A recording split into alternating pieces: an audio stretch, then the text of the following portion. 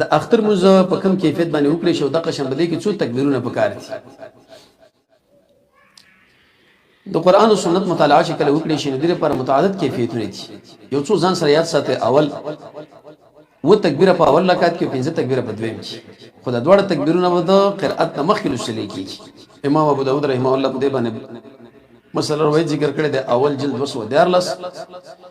ابن ماجه اول جلد 300 مصدر د حاکم اول جلد 298 امام بهقي دریم جلد 208 او امام طحاوی رحمه الله په اول جلد کې د عائشه رضی الله عنها روایت ذکر کړی چې رسول الله صلی الله علیه وسلم په واړه اختر کې او په غټ اختر کې تکبیرونه ویلي په اول رکعت کې و تکبیره او په دویم کې 15 د امام بخاری امام ابو داود رحمه الله پر روایت کې دي چې راغلي شو تکبیرته رکوعی مخکې دا غیر د اغدو تکبیرونه د رکوعونه ابن ماجه ابو داود کې دا روایت د اول جلد 214 ابن ابي شيبه روایت ذکر کړی دی په دویم جلد 215 امام بهقي په دریم جلد 288 باندې او امام محمد رحمه الله په موطا اول جلد یوصل وڅلوي کې امام طحاوی په دویم جلد 399 کې ابن ابي شيبه په دویم جلد یوصل 3 امام بهقي په دریم جلد 209 د ابن عباس رحمه الله هم سره ذکر کړی روایت دویم کیفیت امام طحاوی ذکر کړی دی په څلورم جلد 215 سلوي کې او الباني رحمه الله په صحیح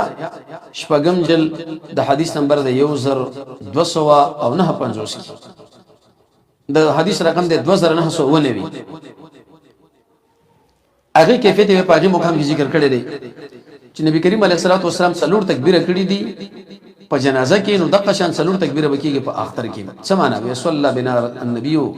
نبی کریم صلی الله علیه وسلم په مونږ باندې منځو کې د اختر فکبر اربعا اکبر اربعا څلور ویل ثم اقبل علی نبی وجه به رسول الله صلی الله علیه وسلم هم باندې مخ را وړ او ګرځاو چې کله سلام وګرځاو او به ویلي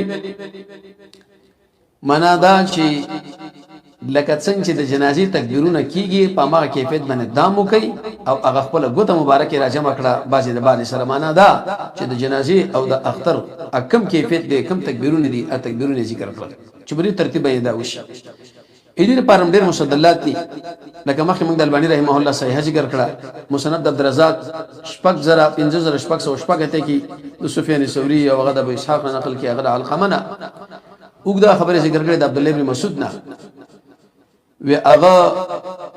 سلور تكبير وكره قبل القراءة ثم